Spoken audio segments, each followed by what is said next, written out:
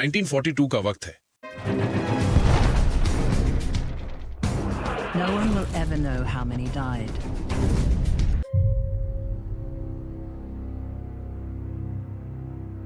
World war 2 चल रही है और नॉर्थ अफ्रीका एक बहुत इंपॉर्टेंट बैटलफील्ड बन चुका है।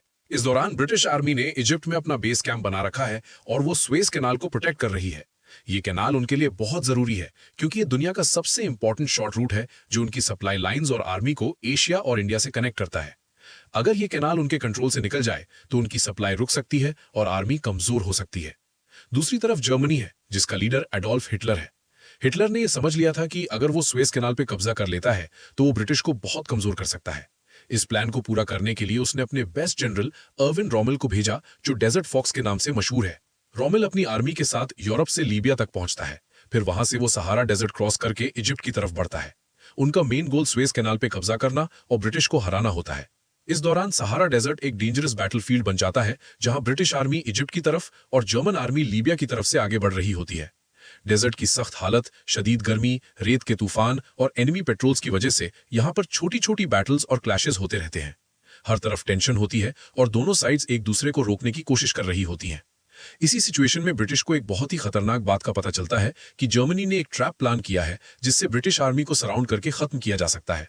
अगर ये प्लान सक्सेसफुल हो जाता है तो पूरी आर्मी खत्म हो सकती है, लेकिन रेडियो यूज करना रिस्की होता है क्योंकि एनिमी सिग्नल्स इंटरसेप्ट कर सकता है। इसलिए एक इंपॉर्टेंट डिसीजन लिया जाता है। ब्रिटिश अपने सबसे बेस्ट और एलीट सोल्जर को सिलेक्ट करती है जो हाईली ट्रेन्ड, काम और स्नाइपर एक्सपर्ट होता है। उसका मिशन होता है कि वो सहारा डेजर्ट क्रॉस करके लीबिया में ब्रिटिश हेडक्वार्टर्स तक एक सीक्रेट मैसेज जिंदा पहुंचाए, चाहे रास्ते में उसे कितने भी खतरे क्यों न फेस करने पड़े।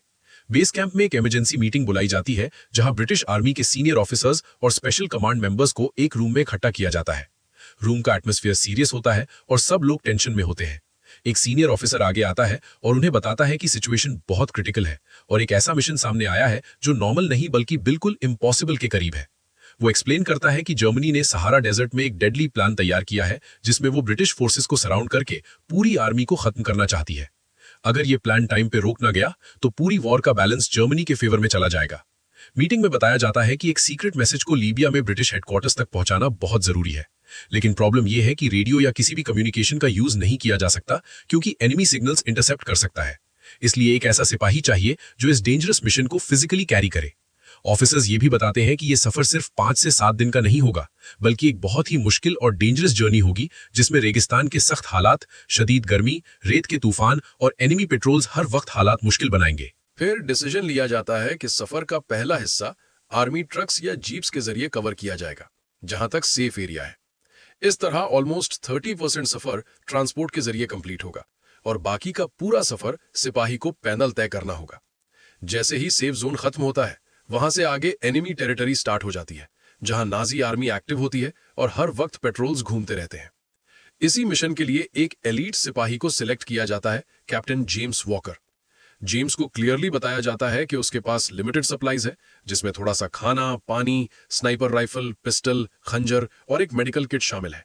लेकिन यह भी क्लियर होता है कि डेजर्ट में इतनी लंबी जर्नी के लिए ये सप्लाईज काफी नहीं होंगी और उसे अपने सर्वाइवल स्किल्स पर डिपेंड करना होगा।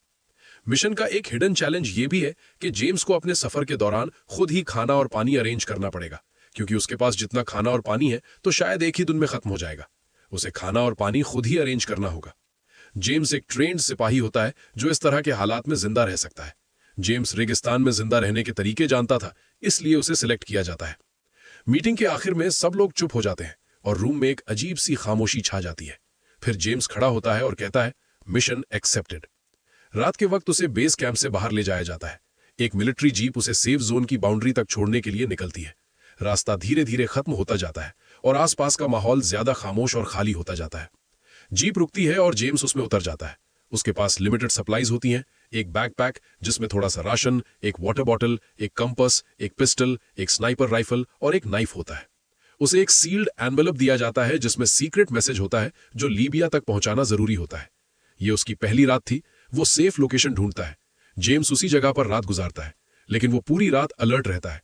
हर हल्की सी आवाज पर उसकी आंखें खुल जाती हैं। सुबह होती है और जेम्स अपना सामान चेक करता है, थोड़ा सा खाना खाता है और फिर आगे की तरफ बढ़ता है। उसके पास कंपास और मैप है जिसकी हेल्प से वो अपनी डायरेक्शन चेक करते हुए आगे चलता जाता है। उसे याद रहता है कि अगर वो गलत डायरेक्शन में गया तो उसका मिशन फेल हो सकता है। वो बार बार कंपास चेक करता है और अपनी डायरेक्शन को मेंटेन रखता है। अचानक उसे दूर से कुछ मूवमेंट नजर आता है। वो तुरंत रुक जाता है और जमीन के करीब होकर ऑब्जर्व करता है। थोड़ी देर बाद उसे समझ आता है कि वो जर्मन पेट्रोल का एक स्मॉल यूनिट हो सकता है।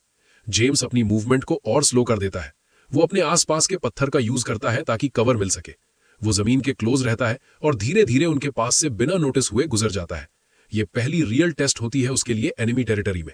वो समझ जाता है कि हर वक्त अलर्ट रहना जरूरी है। जब शाम होने लगती है तो जेम्स सेफ लोकेशन ढूंढता है और वहां रेस्ट करता है। उसके जितना खाना होता है वो उसे खाकर वहीं सो जाता है, लेकिन पूरी तरह लापरवाह नहीं होता। रात के दौरान अचानक दूर से एक हल्का सा साउंड आता है। जेम्स उसी वक्त अलर्ट हो जाता है। वो अपनी स्नाइपर राइफल रेडी करता है और साउंड की डायरेक्शन में देखने की कोशिश करता है। कुछ देर बाद उसे एक शैडो मूव होती हुई नजर आती है। ये कोई वाइल्ड एनिमल या फिर दुश्मन सिपाही हो सकता है। जब वो शैडो और करीब आती है तो वो क्लियर होता है कि वो एक सिपाही है। जेम्स अपनी पोजीशन चेंज करता है ताकि वो डिटेक्ट ना हो। वो बिना किसी गैर जरूरी मूवमेंट के वहां से खामोशी से निकल जाता है। रात गुजर जाती है और जेम्स फिर से सुबह का इंतजार करता है। उसे पता होता है कि अगला दिन और भी मुश्किल होगा। सुबह जब जेम्स उठता है और चेक करता है तो उसके पास खाना ना होने के बराबर है। वो पानी पीकर अपना सफर जारी रखता है। उसके पास अब सिर्फ पानी है और वो भी खत्म होने वाला है। उसे खाने की जरूरत है क्योंकि वो कमजोर नहीं पड़ सकता। उसे हर वक्त एक्टिव रहना होगा, जिसके लिए खाना जरूरी है। दिन गुजर रहा होता है और शाम हो रही होती है। उसे सामने एक पथरीला इलाका नजर आता है। अक्सर ऐसी जगहों पर छोटे जानवर या सांप होते हैं। वो उस तरफ जाता है और हर चीज को गौर से देखता है। उसे उन पत्थरों में हल्की सी हरकत महसूस होती है। वो एक सांप होता है। जेम्स उसके करीब जाता है। वो जानता है कि अगर इसने काट लिया तो मेरी जान जा सकती है, लेकिन यहाँ खाना जरूरी है, तो इसलिए वो उस सांप को मारने का फैसला करता है। वो अपनी स्नाइपर राइफल को यूज करता है। वो उसके सिर पर वार करता है, जिससे वो सांप मर जाता है। वो सांप का जहरीला हिस्सा अलग करता है और फिर वो पत्थरों के दरमियान हल्की सी आग जलाता है और सांप को आग में डाल देता है और फिर आग बुझा देता है। क्योंकि रात हो रही है तो आग दूर से नजर आ सकती है, जो उसके लिए सुरक्षित नहीं है। वो उस सांप को अंगारों पर पकाता है और फिर खाकर पत्थरों के पास सो जाता है। सुबह होती है और जेम्स धीरे से उठता है। अब उसके पास ना खाना होता है और ना ही पानी। वो अपनी खाली बोतल को चेक करता है, फिर बिना वक्त जाया किए अपना सफर शुरू कर देता है। सूरज की गर्मी बढ़ती है और हर कदम मुश्किल लगने लगता है। जेम्स अपनी स्पीड स्लो रखता है ताकि एनर्जी बच सके। वो रास्ते में कई जगहों पर रुककर पानी और खाने की तलाश करता है, लेकिन उसे कहीं कुछ नहीं मिलता। कुछ देर बाद उसे दूर से मूवमेंट नजर आती है। वो तुरंत नीचे झुक जाता है और कवर ले लेता है। नाजी सिपाही का एक पेट्रोल एरिया चेक कर रहा होता है। जेम्स चुप रहता है और उनके गुजरने का इंतजार करता है। जैसे ही रास्ता क्लियर होता है वो दोबारा चलना शुरू करता है। शाम होती है और फिर रात आ जाती है। जेम्स एक छोटी सी पथरीली जगह ढूंढता है जहां वो टेम्पररी रुक सके। वो वहीं पर लेट जाता है। ना खाना होता है ना पानी, सिर्फ थकान और खामोशी होती है। वो इसी हालत में रात गुजारता है। अगली सुबह फिर से सफर शुरू होता है। अब उसका जिस्म और ज्यादा वीक होता है, लेकिन उसका इरादा अभी भी मजबूत होता है। वो धीरे धीरे चल रहा होता है। हर कदम मुश्किल होता है। इस दिन भी वो कई जगहों पर पानी और खाने की तलाश करता है, लेकिन कोई सक्सेस नहीं मिलती। कभी वो रेत के नीचे नमी ढूंढता है, कभी झाड़ियों के पास चेक करता है, लेकिन सब बेकार होता है। 2 दिन तक बिना खाने और पानी के सफर करने के बाद उसका जिस्म थक चुका होता है, लेकिन वो रुकता नहीं। उसे पता होता है कि अगर वो रुक गया तो शायद दोबारा उठ ना सके। वो अपना सफर जारी रखता है। ये दिन भी गुजर गया और शाम हो गई। वो एक सूखे दरख्त के करीब सो जाता है, रात वहीं गुजारता है।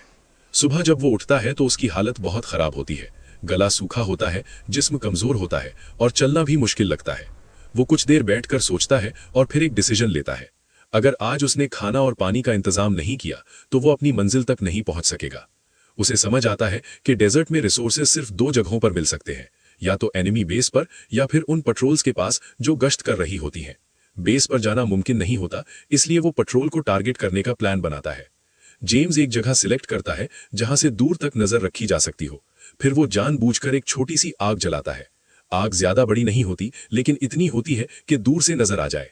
आग जलाने के बाद वो फौरन वहां से दूर एक सेफ पोजीशन ले लेता है, जहां से वो उस जगह को क्लियरली देख सकता हो। कुछ वक्त गुजरने के बाद दूर से मूवमेंट नजर आती है। 2 नाजी सिपाही अपनी पेट्रोलिंग पर होते हैं और आग देखकर उस तरफ आते हैं। जैसे ही वो करीब पहुंचते हैं, जेम्स अपनी स्नाइपर राइफल को स्टडी करता है। वो सही वक्त का इंतजार करता है। फिर एक एक करके वो दोनों सिपाहियों को दूर से ही शूट कर देता है। सब कुछ खामोशी में होता है। जेम्स कुछ सेकंड्स वेट करता है, फिर धीरे से उनके पास जाता है। उनके पास से उसे थोड़ा सा पानी और थोड़ा सा राशन मिलता है। ज्यादा नहीं होता, लेकिन उसके लिए ये बहुत इंपॉर्टेंट होता है। उसे एक मोटरसाइकिल भी मिलती है जो पेट्रोल यूज कर रही होती है। अगर पैदल चल के जाएगा तो उसे कई दिन और लगेंगे, जो ब्रिटिश आर्मी के लिए खतरा बन सकता है। इसलिए वो डिसाइड करता है कि वो मोटरसाइकिल पर जाएगा और जितना जल्दी हो सके लीबिया पहुंचेगा। जेम्स फौरन अपनी यूनिफॉर्म चेंज करता है और नाजी सिपाही की यूनिफॉर्म पहन लेता है, ताकि अगर रास्ते में कोई और पेट्रोल मिले तो वो आसानी से आइडेंटिफाई ना हो। फिर वो पानी पीता है और थोड़ा सा खाना खाता है। उसकी एनर्जी थोड़ी वापस आती है, लेकिन उसका जिस्म अभी भी बहुत वीक होता है। वो मोटरसाइकिल स्टार्ट करता है और लीबिया की तरफ अपना सफर कंटिन्यू करता है। अब उसकी स्पीड पहले से ज्यादा होती है, लेकिन रिस्क अब भी उतना ही होता है। वो रूट को केयरफुली चूज करता है और अननेसेसरी चेक पॉइंट से बचता है। कुछ वक्त के बाद वो अपनी मंजिल के करीब पहुंच जाता है। वहां पहुंचकर वो अपना सीक्रेट मैसेज ब्रिटिश हेडक्वार्टर्स तक डिलीवर कर देता है। इस मैसेज की वजह से ब्रिटिश आर्मी को जर्मनी के प्लान का पता चल जाता है। वो अपनी स्ट्रैटेजी चेंज करते हैं और एक बड़े ट्रैप से बच जाते हैं। स्वेज कैनाल उनके कंट्रोल में रहती है और वॉर का बैलेंस बदलने से बच जाता है। कैप्टन जेम्स वॉकर का मिशन कंप्लीट हो जाता है। उसकी ये कहानी सिर्फ एक मिशन की कहानी नहीं होती, बल्कि एक ऐसे सिपाही की कहानी होती है जो बुरे हालात में भी हिम्मत नहीं हारता। भूख, प्यास और थकान के बावजूद वो अपने मकसद से पीछे नहीं हटता। ये कहानी बाद में कई सिपाहियों के लिए इंस्पिरेशन बन जाती है और एक सिंपल सा मैसेज देती है कि कभी-कभी जीत ताकत से नहीं, बल्कि सब्र, सोच और हिम्मत से होती है।